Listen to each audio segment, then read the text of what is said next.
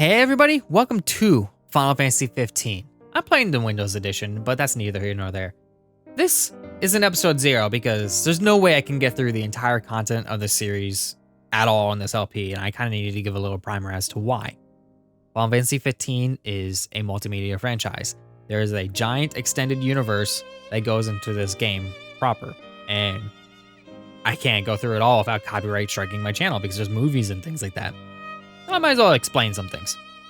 The Final Fantasy 15 universe begins with the Platinum Demo. This, along with Episode of Sky, were both there to gauge interest and get player feedback on the combat system in order to fine-tune it for the final release.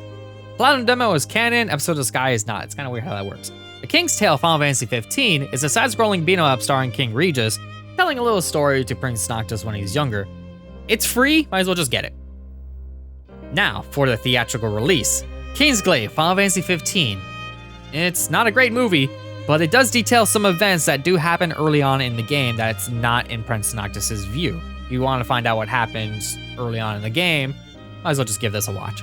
Otherwise, after that, we have Final Fantasy 15 Prologue, Parting Ways. This happens a day before the game starts up. It is a Japanese audio drama that came out in English as a ebook that I have down in the description below if you want to read it. It's a short read, might as well give it a go. Brotherhood Final Fantasy 15 is a 5-episode short mini-anime series that kind of details character development for the 4 main cast and kind of gives a little bit more backstory towards the Platinum Demo. After that, you have Final Fantasy 15 proper, as well as a bunch of phone things. Justice Monsters 5, King's Knight, A New Empire, and War for Eos. None of those matter, just throw them away. What does matter is the Season Pass DLC. You have episode Gladio, Prompto, Ignis, as well as Arden. Those you might as well play near or after you be in the game. But you also have Arden Prologue, which is an anime special. After that, you have the multiplayer expansion Comrades, which is a fun time, but the servers are kind of down, it's weird. But you can still play a single player. And then there's Monster of the Deep. It's a VR fishing experience. It's out there, but it's a fun time, trust me. Then there's Pocket Edition HD. It's a weird chibi retelling of Final Fantasy 15. It's still a good time, it's just different. And lastly, you have Dawn of the Future, which is a book detailing the canceled DLCs. It's unfortunate that it wasn't made, but it's still a good read all the same. Either way, let's hop into the tutorial and learn about the game.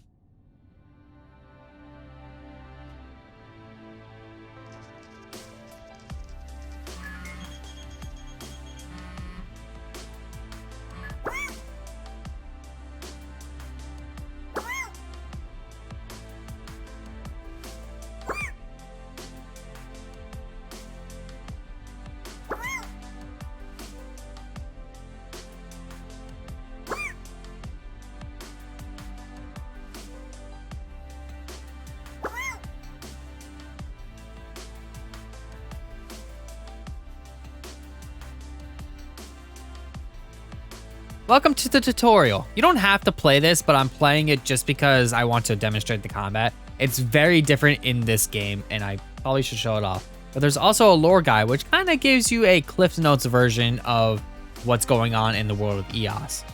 So I might as well just show this all off because I wanted to kind of give everybody a primer.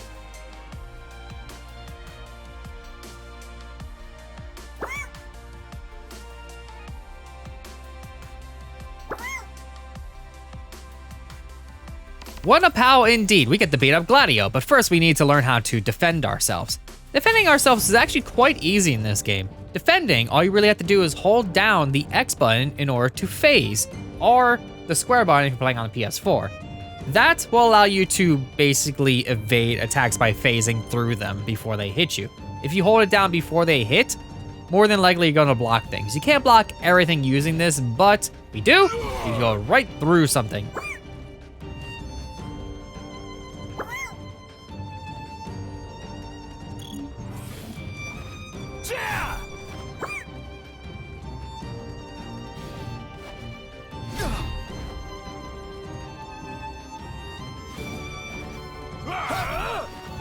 There we go.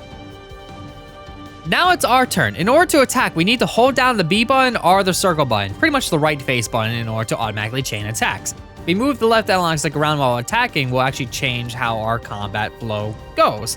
It's actually kind of fancy because it makes combat look really fancy, but it also helps to get behind enemies to do 50% more damage by doing a blindside if we hit things from the butt. Just make sure to get behind something by just moving the analog stick around, and you will more than likely go towards the back in order to get a blindside and do more damage.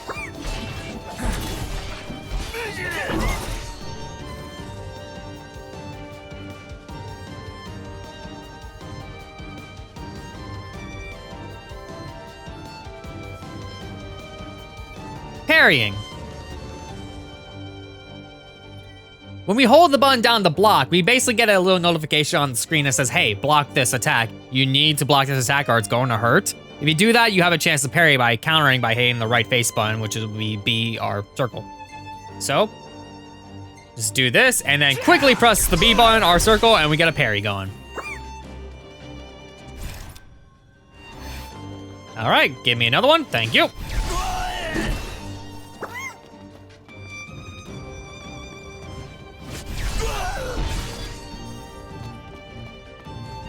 One more time now.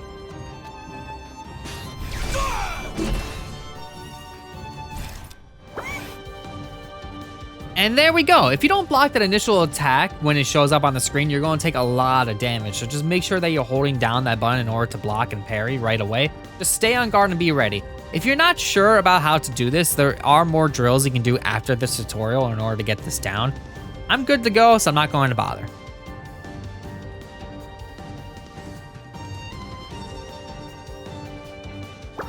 All right, now let's get it all into practice, as Carbuncle says. Attack, defend, and parry are our way to victory. Seems simple enough. There are more combat basics, but they're not exactly basic at that point. They're just not going to tell you in this tutorial. I will go over it during the main game proper though, just because it's not necessary now, and it does change things up a little bit. The nice thing is though, is that I already pretty much got him in the corner, so I'm just going to beat him up insanely, get some bad camera angles in there, until I get a good parry in and just knock him onto the floor.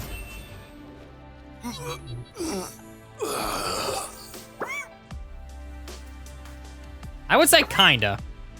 But now we have some more stuff to learn. Let's practice warping.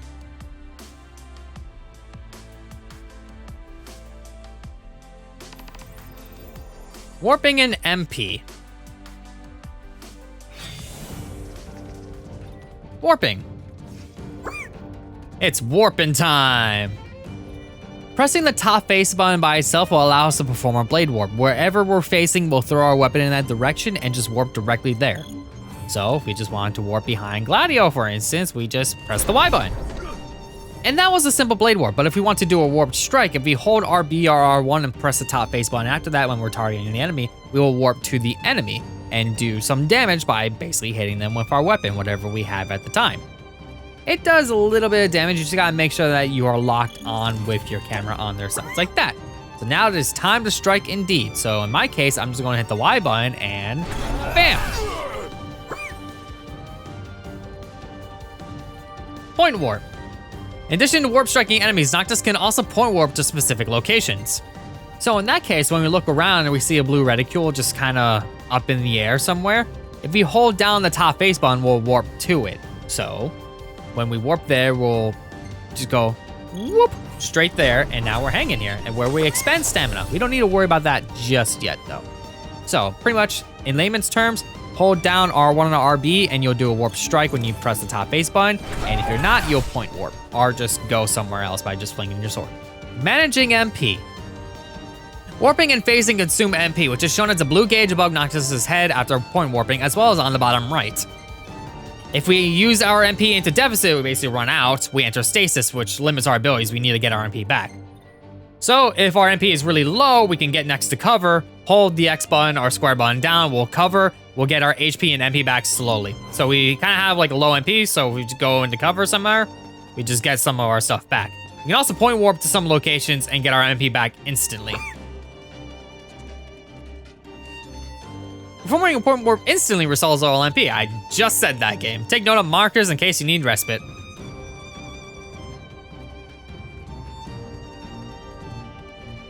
Try taking down Gladio with warp strikes alone. All right. So all we gotta do is just hold the button down, bam, get hit. Let's point warp up there because the farther away we are, when we attack, you notice right underneath this is warp strike damage times 2. The farther away we are from an enemy when we warp strike to it, the more damage we do. So you see times 2, times 1, times 3. Just make sure you're far away, you'll do more damage.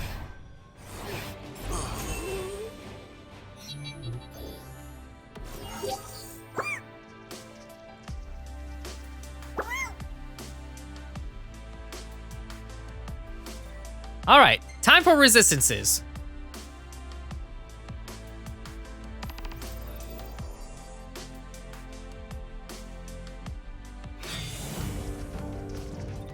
So let's try striking him a few times, see what's going on here. As you see, we are doing purple damage, kind of low numbers too. Now and again, we have a critical hit, which is a big number, but it doesn't seem like we're doing that much damage. So let's try to figure out why. With weapons, when striking an enemy, the damage value may occur in different colors. Orange indicates increased damage, while purple indicates reduced damage. So, let's find out what he's weak to. We have great swords on our left and daggers on our right. Currently, that's not permanent. That's just how our current setup is. So, let's swap over to great swords and then kind of hit him and say what we do. So we're doing a little bit more normal damage there. So we kind of want to just swap around and see what does best damage. So right now he's resistant to swords.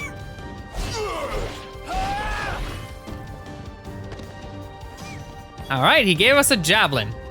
So if we want to equip weapons, we hit the back button or the touchpad if we're playing on PS4. And then we just go right into here, go to gear, which will allow us to equip different weapons. So we just hit Noctis, go to our blank space over here, and then swap using LB and RB or L1 and R1 in order to go to the javelin. Perfect.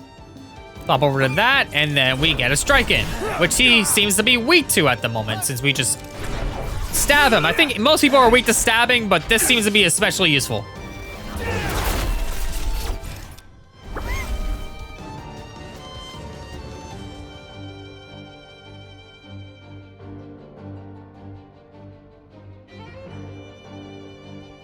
All right, with spells, we have magic. We have to equip it like a weapon.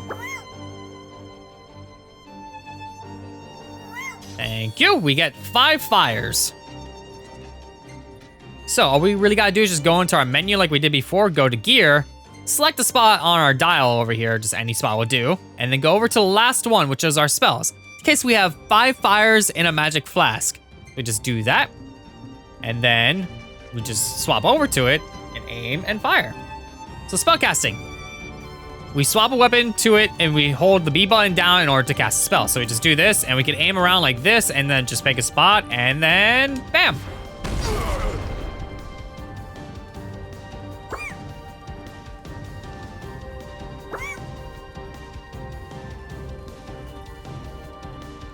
Thank you for telling me exactly what I just did. All right. So enemies can be resistant or weak to different elements. Gladio is currently weak against fire. Most humans are. When the weakness is struck, damage values occur in orange. Noctis cannot warp strike while using a spell or machinery. You must first switch to another type of weapon. That's not entirely accurate. You still can warp, but you just can't warp strike. Resistances. There are 2 ways we can have combat. In this case, you have active and wait mode. I currently have wait mode set because it's kind of useful for an LP, which is why the screen just keeps dimming every now and then because I'm not moving around. Wait mode emphasizes strategic elements of combat. Engage wait mode and lock onto an enemy to analyze it. Thank you for some more elemental energy.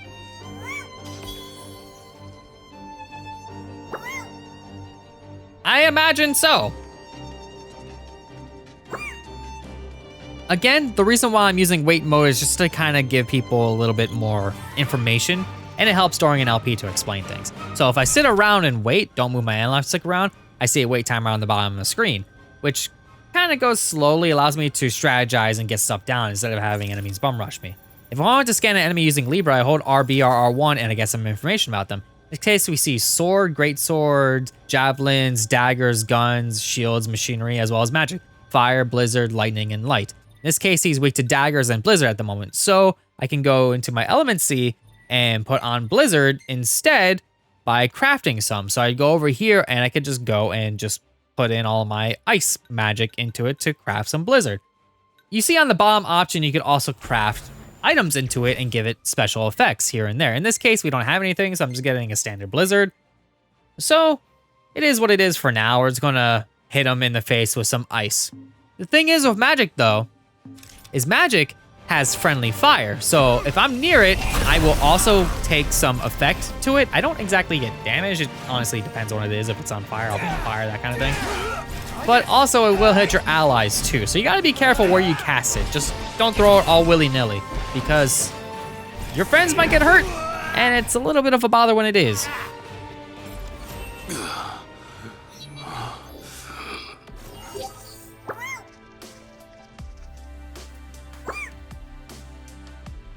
Time for some teamwork.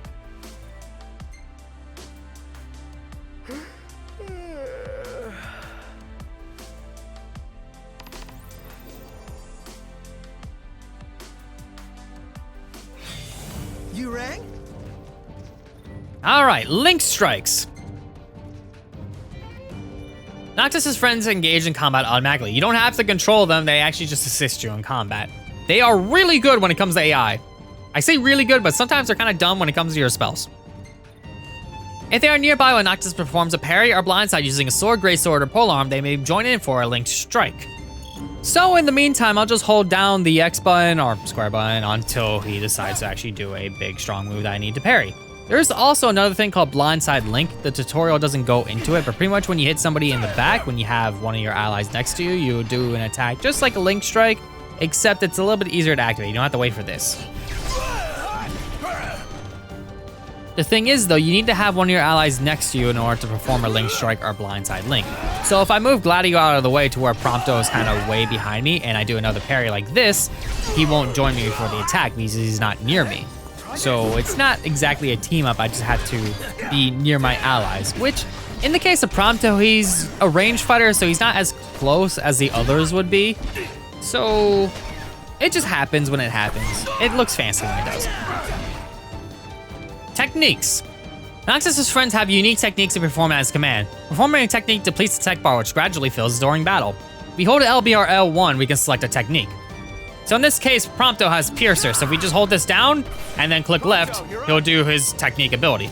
It gives me temporary invulnerability during this period, so I don't really have to worry about getting hit. And as you can tell, I had an option to hit B in order to do a follow-up. Follow-up, basically once the technique's successful, that'll pop up. I hit B or circle depending on what you're playing on, and you'll do an extra attack. And if you want to expand what your allies and you can do, you can go into the extension menu to spend some AP in order to learn new techniques and effects. In this case, we're in a tutorial, so I don't even know why they're even telling us this yet. But now that we know that, danger! Ow! Right there! When you run out of HP, you enter a state of danger. Your abilities are heavily impaired. You can't do much of anything until you heal using an item or have an ally come up and rescue you. If your HP goes all the way down to 0 during this moment, it turns into a game over moment and it's over. So, Prompto, get over here, please, and thank you. There we go. Our health isn't full yet, but it's good enough to keep going. As you can tell, our allies can also fall under the same state of danger. The difference is that they can't automatically recover like we can if we don't get hit after a certain amount of time. So they need to be rescued. So we just go over and then tap the left face button and we bring them back up. And as you can tell, neither one of our HPs are maxed out at the moment. We need to get our maximum HP back through combat items. Combat items, such as potions or elixirs, will actually make our allies stronger. So all we need to do is just hold down RT or R2, and we could use a potion or elixir. In this case, we want to use elixirs because we have a dark gray portion of our health and a black portion of our health. The black portion of our health basically says that, hey, if we go back up to full health, we won't fill that part back up unless we camp or something. We need to use an elixir to bring our health back to full at that point. So we might as well just pop on elixirs and just bring ourselves back up to full so we don't have to worry about that. Otherwise, if we use a potion, we'll just go up to that max dark gray limit. So we'll just pop on an elixir on both Prompto as well as Noctis, and we're all set. That being said, if you can't get to your allies in time when you need to rescue them, you could also just use items in order to bring them back as well. So your options aren't limited.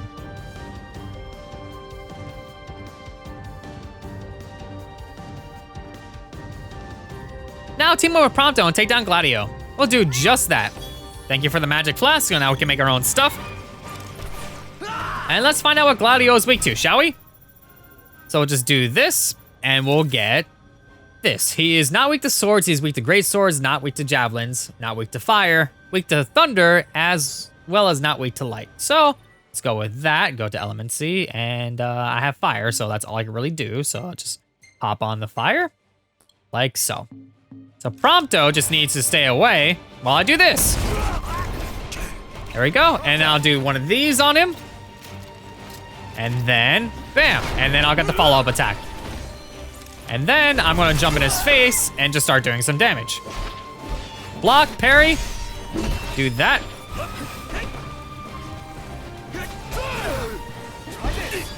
And just keep attacking.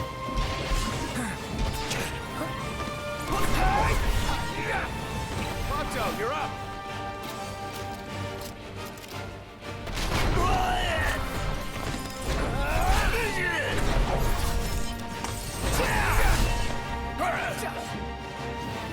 Prompto.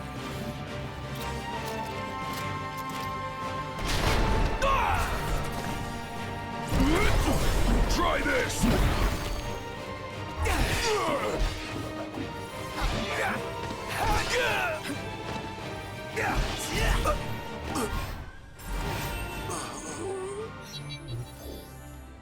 And there we go. Nothing to be afraid of indeed. So, let's go take a look at the lore guide. That didn't exactly teach us everything there is to combat, but it taught us enough. We'll learn more as the game goes on. So, go to lore guide. Take a closer look at the paintings on the walls to learn about the lore of Eos. I'll do just that.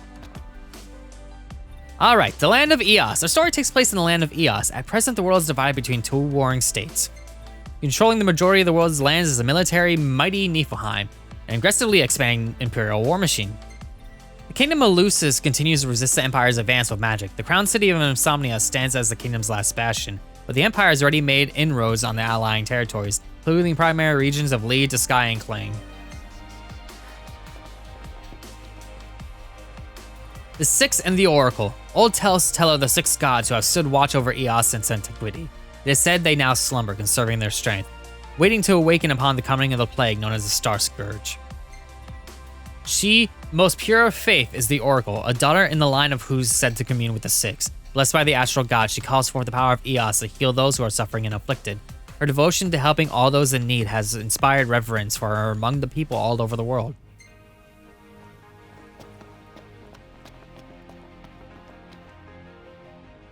The magic of the Lucii. The crystal is the divine cornerstone of the kingdom of Lucis. The stone has a will of its own and channels its sacred power through the ring of the Lucii to its monarch who bears it.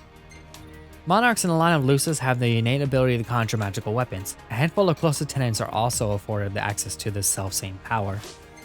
The magical barrier known as the Wall has long kept the Empire at bay and thereby maintained the peace, yet not entirely without struggle. Sustaining the wall imposes an immense physical burden upon the king, but to let it fall for even a moment would be to invite total annihilation.